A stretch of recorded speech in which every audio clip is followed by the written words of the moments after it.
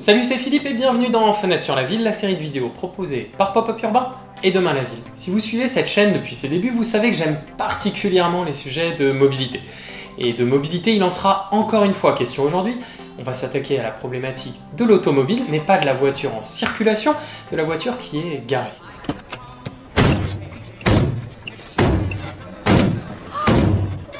Parce que quand on regarde de plus près, le stationnement c'est vraiment le nerf de la guerre du renouvellement urbanistique. Et quand je dis nerf de la guerre, je pèse mes mots.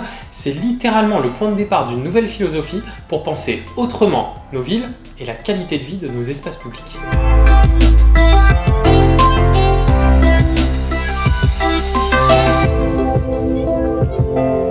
Quand on parle de stationnement, il y a un chiffre qui revient tout le temps, 95%.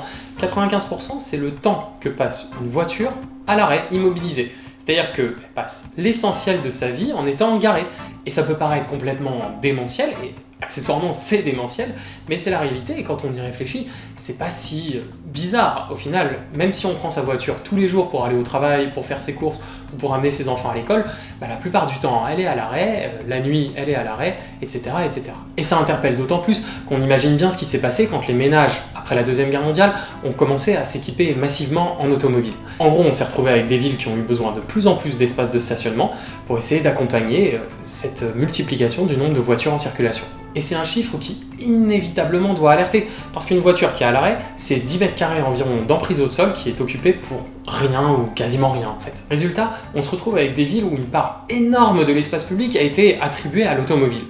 Et finalement, c'est assez compréhensible. Si on se met dans la tête des urbanistes ou des élus de l'époque, il y avait une urgence à adapter la ville à la voiture qui était en train d'exploser et qui provoquait déjà des premiers embouteillages, notamment liés au stationnement. Si personne ne s'arrêtait, les rues seraient encore assez larges. Hélas, les uns stationnent à leur convenance, indifférents au temps qui passe, et les autres, en quête d'une place, sont condamnés au mouvement perpétuel.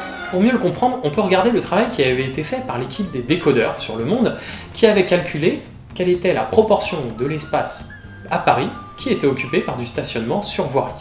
Ils avaient ainsi calculé que les 143 000 places de stationnement à peu près qu'il y a dans la capitale correspondaient à 7% de la voirie disponible. Alors 7% ça peut paraître peu dit comme ça, mais ça correspond à 198 hectares de la voirie qui sont mobilisés par le stationnement, c'est-à-dire plus que le réseau de voies cyclables, de couloirs de bus et de parking vélo réunis. Et surtout, c'est pour des voitures qui sont à l'arrêt 95% du temps, on l'a dit.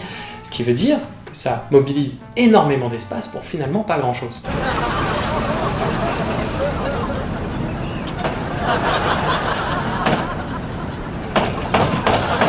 Et surtout, il faut rapporter ça à la réalité du marché automobile aujourd'hui.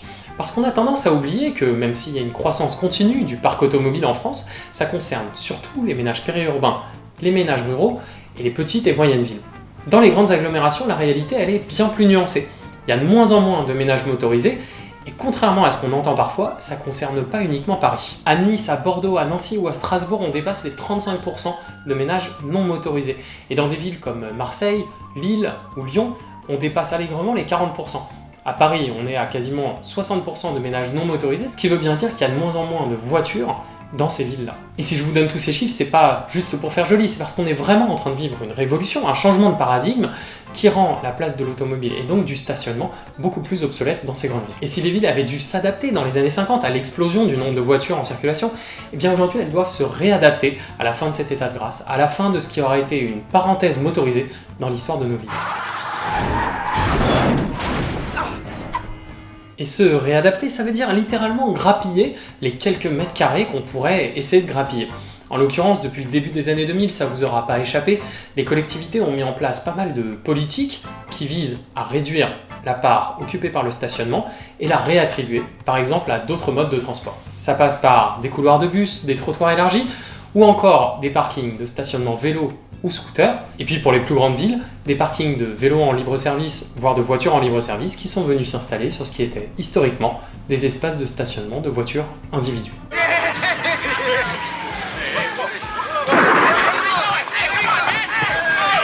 Toutes ces initiatives, elles sont quand même assez connues, donc je ne vais pas forcément rentrer en détail. Mais on voit bien que l'idée maîtresse derrière, c'était de favoriser le report modal, c'est-à-dire le transfert de la voiture individuelle vers d'autres modes, les mobilités alternatives.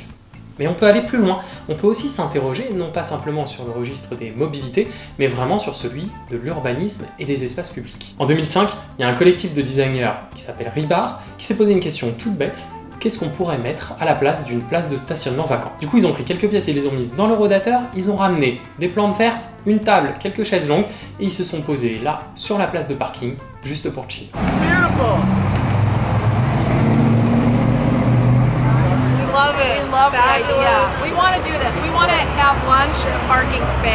Le but, c'était de montrer ce qu'on pouvait faire en termes d'espace public dans des villes américaines qui sont quand même bien dépourvues en la matière. Et le format, il a fait des émules.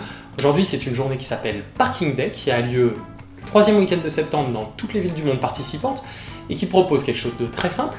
Vous, citadin lambda, salarié d'une entreprise, association, militant ou que sais-je, vous pouvez vous réapproprier une place de stationnement laissée vacante pour en faire quelque chose de plus chaleureux, quelque chose que vous avez envie de voir. Ça peut être un potager, ça peut être juste un espace de détente, un salon de thé, une aire de jeu pour enfants, bref, ce que vous voulez. Il y a plein d'initiatives en France, il y en a peut-être une à côté de chez vous. Il suffit d'aller regarder sur le site dédié, on vous met ça d'ailleurs dans la barre d'infos. Sauf que vous allez me dire, le problème c'est que ça dure qu'une journée, c'est quand même un peu décevant. Et c'est pour ça qu'a émergé un autre concept qu'on appelle le parklet, c'est-à-dire le mini-parking. Mais alors c'est quoi le parklet? Eh bien un parklet, c'est l'idée de construire un module dans un matériau léger, par exemple en bois, qui va venir se pluguer sur une place de stationnement vacant, mais qu'on pourra retirer, par exemple à la fin d'une saison.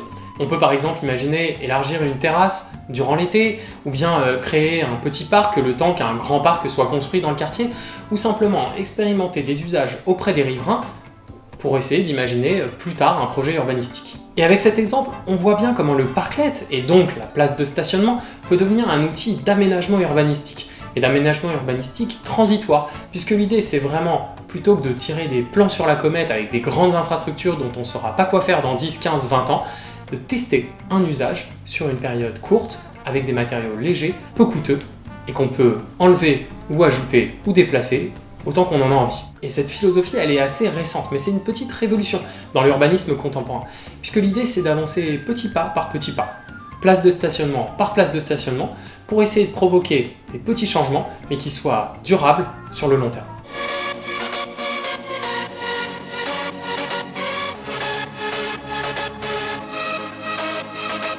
C'est finalement en réfléchissant à la manière dont le stationnement occupait trop d'espace qu'on a pu arriver à ce type de solution légère, modulable. Et en vérité, si on déroule le fil, ça permet d'imaginer plein de potentiels en termes de réaménagement de l'espace public sur des périodes de courte durée. Bref, vous l'avez compris, c'est un sujet qui me passionne. Et si ça vous passionne aussi, vous pouvez partager vos commentaires, vos parklets les plus séduisants ou simplement votre opinion sur la question du stationnement dans les commentaires. Vous pouvez aussi lâcher un pouce bleu si vous avez apprécié la vidéo, vous abonner à la chaîne pour vous tenir informé des prochaines sorties. Nous, on se retrouve dans un mois pour le prochain épisode de Fenêtre sur la ville, et sur ce, je vous dis à très bientôt. Merci!